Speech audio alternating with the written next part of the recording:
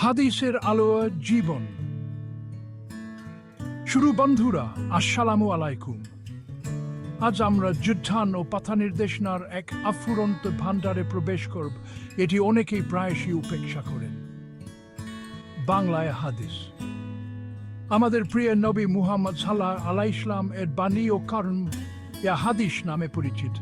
জীবনের ধান্ধার মধ্যে আমাদের পথপ্রদর্শক।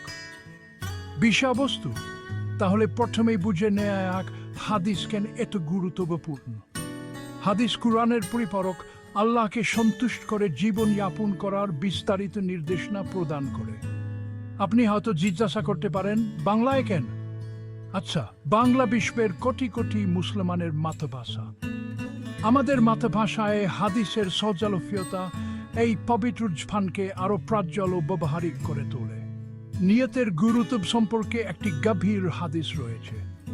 নবীজি সাল্লাল্লাহু আলাইহি ওয়াসাল্লাম বলেছেন, কর্মের বিচার নিয়তের দ্বারা হয়।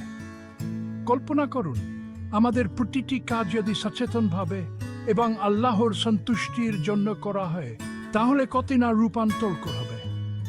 এখন কিছু ব্যবহারিক উদাহরণ নিয়ে আলোচনা করা যাক। হাদিস জীবনের প্রতিটি ক্ষেত্রকে আলোকিত করে। আমরা কিভাবে খাই থেকে শুরু করে কিভাবে আমাদের প্রতিবেশীর সাথে আচরণ করে। উদাহরণস্বরূপ, আপনি কি জানতেন নবীজি সাল্লাল্লাহু আলাইহি ওয়াসাল্লাম আমাদেরকে ডান হাত দিয়ে খেতে এবং খাওয়া শুরু করার আগে বিসমিল্লাহ বলতে উৎসাহিত করেছেন?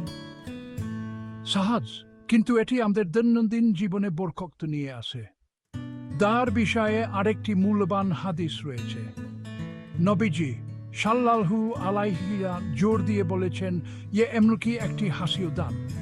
কল্পনা করুন, কাউকে শুধু হাসির মাধ্যমে ইতিবাচকতা এবং দয়া ছড়িয়ে দেওয়ার প্রভাব।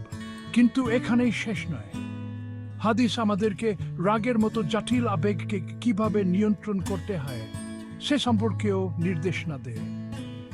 নবীজি সাল্লাল্লাহু আলাইহি ওয়াসাল্লাম আমাদেরকে উপদেশ দিয়েছেন, আমরা যদি দাঁড়িয়ে রাগান্বিত হই তাহলে বসে পড়তে, এবং বসে থাকলেও যদি রাগ কম না হয় তাহলে শুয়ে পড়তে।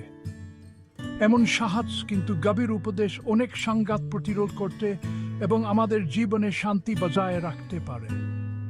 বাংলায় এই হাদিসগুলি বোঝা জান এবং অনুশীলনের মধ্যে ব্যবধান দূর করে। এটি শুধু জানার বিষয় নয়, বরং এই শিক্ষাগুলি আমাদের দৈনন্দিন জীবনে প্রয়োগ করার বিষয়। চিন্তা ভাবনা। তাহলে আপনি কিভাবে শুরু করতে পারেন? প্রতিদিন একটি হাদিস পড়তে এবং সেটি নিয়ে চিন্তা করতে কয়েক মিনিট সময় নির্ধারণ করে শুরু করুন। আপনার পরিবার এবং বন্ধুদের সাথে এটি নিয়ে আলোচনা করুন।